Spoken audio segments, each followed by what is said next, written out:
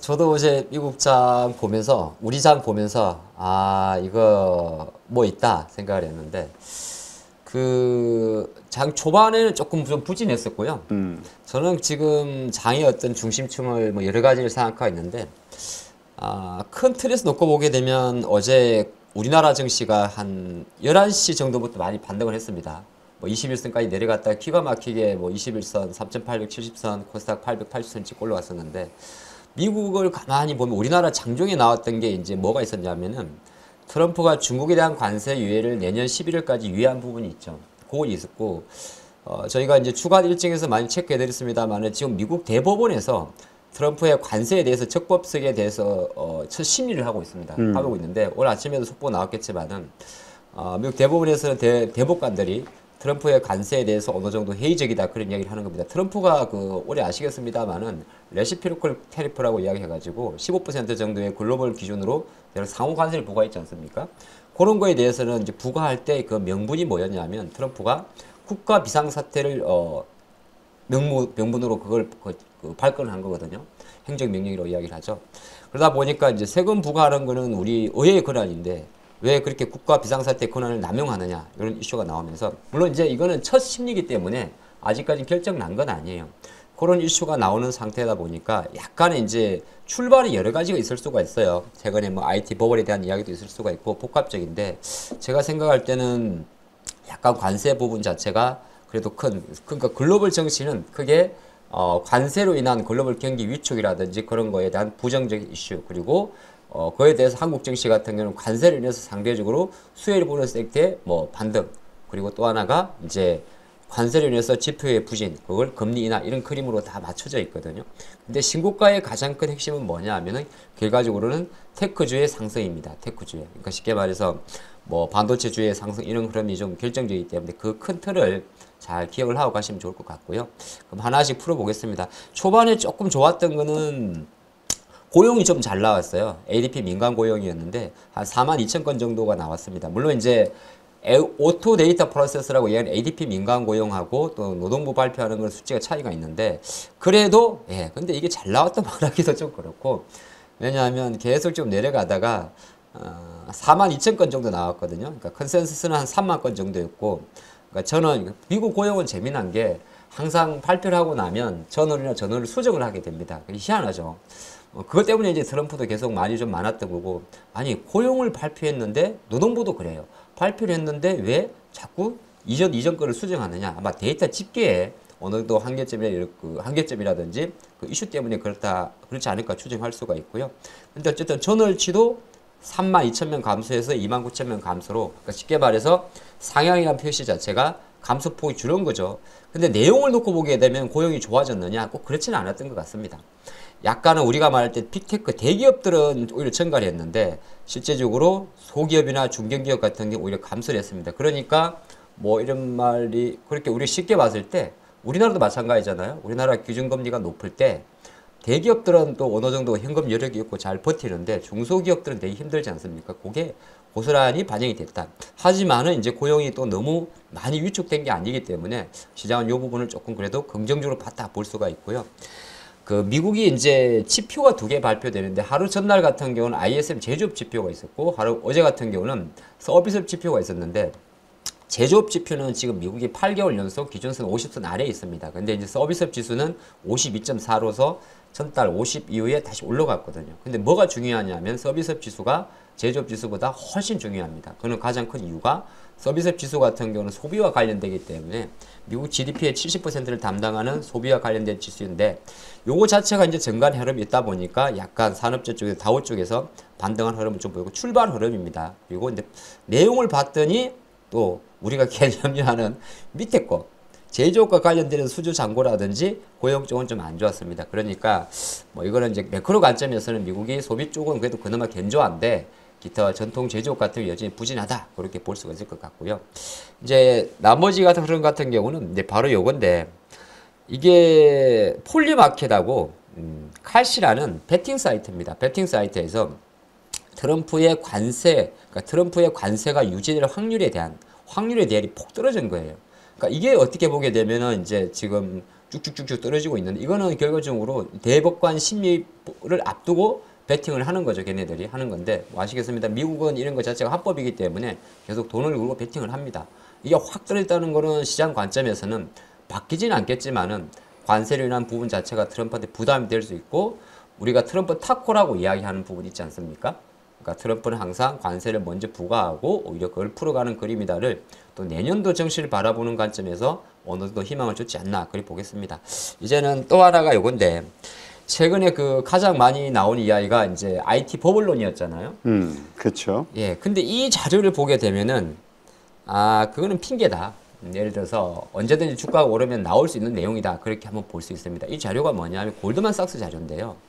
2000년 이후부터 흐름입니다. 굵은 색깔이 테크주에 대한 캐펙스를 말합니다. 쉽게 말해서 이제 투자죠. 자본 지출을 말하는 거죠. 우리가 뭐 데이터 센터 짓는다든지 기타 등등이 되고 밑에 약간 푸른색이 뭐냐면은 캐시프로니까 기업으로 치게 되면 잉여 현금 흐름입니다. 그러니까 쉽게 말해서 투자를 한다고 그렇게 말은 하는데 정말 이들이 돈이 있느냐? 바로 그 이슈거든요.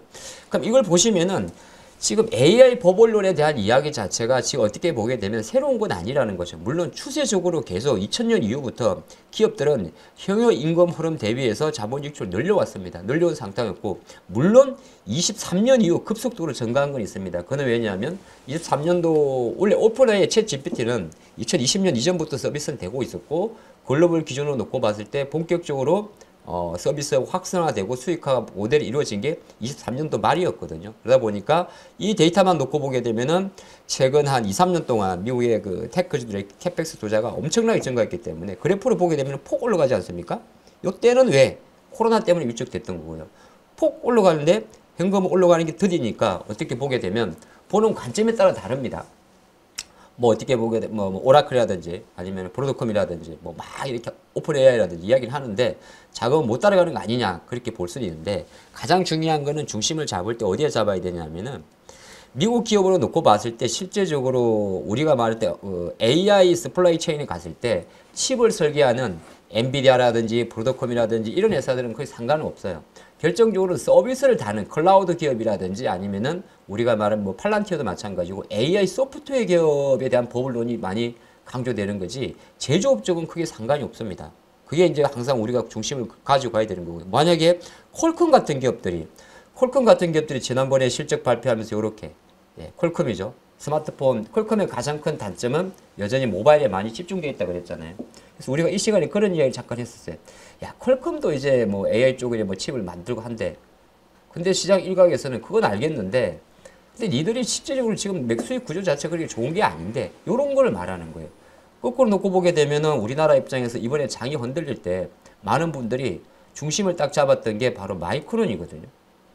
예. 저는 그리 봤어요. 마이크론은 안 빌리면 상관없다. 근데 갑자기 이렇게 속삭이지. 지금 우리 지금 디램 가격이 뭐 거의 뭐 매일 오르지 않습니까? 그렇죠. 요새 뭐 없어서 쇼티지니까. 네, 근데 그거는 이제 스팟 프라이스잖아요. 근데 그거보다 반도체주를 투자할 때 제일 중요한 게 바로 이 워딩입니다. 뭐냐면은 고정가? 예. 어제 이제 예를 봤더니 실제적으로 이제 기업들이 있잖아요. 우리가 현물 가격은 계속 시세가 움직이는 거고 마이크론이 이제 뭐 엔비디아든 아니면 뭐 IBM이든 데일 컴퓨터든 그 반도체 제조사들한테 매물을 줄 때는 컨트랙트 커스트라고 이야기해가지고 고정 거래 가격입니다. 여기는 안 정해져요. 고정 거래 가격이 올라가는 게 중요해요. 왜냐면 반도체를 오늘 뭐 현물 프라이스가 올라갑니다. 1%, 2% 올라가도 기업들이 이제 도매로 주는 거잖아요. 삼성도 그렇고 하이닉스도 그렇고. 그러면 그게 현물 가격하고 고정거래 가격하고 약간의 시차가 있거든요. 근데 현물 가격이 오르면 나중에 고정거래 가격도 오르는 효과가 있습니다. 그래서 기업들의 실적 결정적으로 현물 가격 상승을 기대하면서 주가는 움직일지 모르겠지만 실적과 연결되는 거는 우리가 말하는 고정거래 가격입니다. 도매 가격이죠. 근데 마이크론이 이제 그렇게 이야기를 하는 겁니다. 우리 4분기, 얘네들 4분기도 우리랑 틀려요. 제가 알기로는 거의 연초로 넘어가는 건데. 얘네들 가격 자체가 한 25% 정도 상승할 것이다. 전망을 하다 보니까 이제 이쪽 회사들은 토를 못 따는 거죠. 와우. 근데 이런 현상도 있고 또 하나가 한국에서는 최근에 뭐 낸드 관련 좀 많이 움직입니다만 제가 말씀드리는 그 샌디스크 이런 거 뭐 안 밀리면 상관없다 그랬거든요. 샌디스크 주가를 보면 이건 뭐 안 밀립니다. 그래서 한국에서 하이닉스, 특히나 하이닉스나 삼성전자 또는 뭐 기타 낸드라 이런 관련주 볼 때는 저는 그렇게 봐요. 한 그 마이크론 주가하고요, 샌디스크하고 또는 시게이트 뭐 이런 기업들의 주가가 많이 이렇게 완전 추세가 이탈하는 거 아니라 그러면은 조금 긍정적으로 보셔도 되지 않을까, 그렇게 보면서 그래도 오늘도 다시 한번 볼 수가 있을 것 같고, 제가 왔다 갔다 할게요. 근데 어디 귀신같이 장마치고 또 이렇게 이야기합니다. 갑자기 사람 붕 찌는 것도 아니고 어제 57만 원, 4만 원에 살 걸 할 정도로 어제 장마치고, 물론 단독 기사라 아직은 몰라요.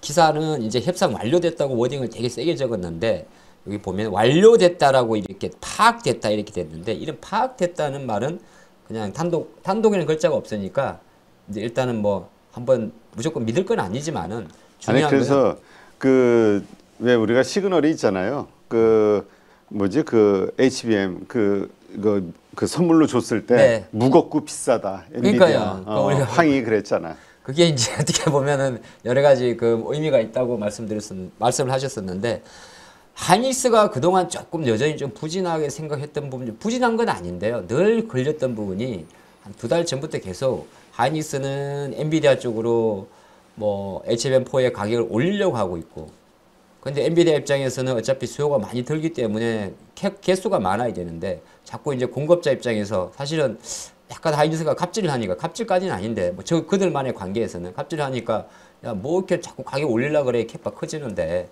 그런 상태에서 하이닉스는 또 수익적인 측면에서는 아니 이거를 당연히 올리는 거죠, 이런 말이 좀 되게 있었는데, 실제로 이걸 만약에 실제 올리는 걸로 계산이 되게 되면은 우리가 말하는 아주 긍정론자가 말하는 하이닉스 뭐 80조 원 정도의 영업이익도 나올 수가 있는 거고, 최근에 삼성전자가 실제적으로 엔비디아 진영에 진입하기 위해서 우리는 그러면은 수요는 모르겠고 일단 우리 엔비디아 쪽으로 그 밸류체인에 넣어줘, 그래서 대신 가격은 좀 내릴게, 그런 이슈가 나오면서 또 일각에서는 삼성전자가 뭐 무조건 이제 HBM4로 간다, 그런 말들도 많았었는데, 중요한 거는 HBM을 볼 때는 바로 아까 그게 포인트입니다. 저기 뭐냐면은 가격 인상하고 그게 더 가장 중요하거든요. 그게 이제 어제 약간 속보가 나왔고, 마침 마이크론의 주가도 올랐기 때문에 참. 근데 어제 하이닉스도 보면 삼성전자는 많이 복구가 안 됐어요, 기술적으로 올선. 그렇죠. 근데 하이닉스는 어저께 올선에 갖다 놨거든요. 이게 또 어제 8%를 말아 올렸어요. 아니 근데 다 똑같아요. 저도 장중에 보면서 느낌은 알겠는데, 그러니까 이건 하이닉스 주가를 보고 하는 게 아니라 우리나라 종합 주가 지수가 어제 같은 경우에 여기 보면은 우리가 기술적 분석을 공부하지 않습니까? 처음으로 건드렸던 21선이거든요. 누가 갖다 둔 것처럼 정확하게 갖다 댑니다. 한 1, 2포인트 차이로.